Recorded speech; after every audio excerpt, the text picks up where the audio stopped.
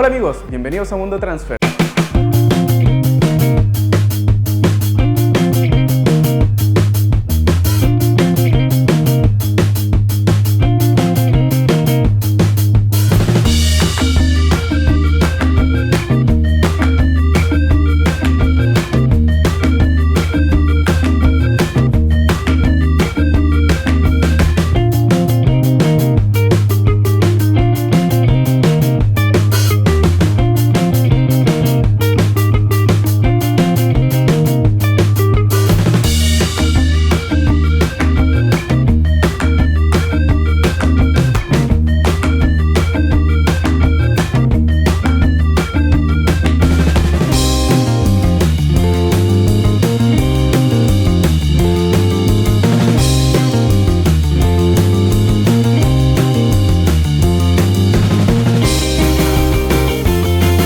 Ya que son alrededor de 130 piezas las que se van a cortar.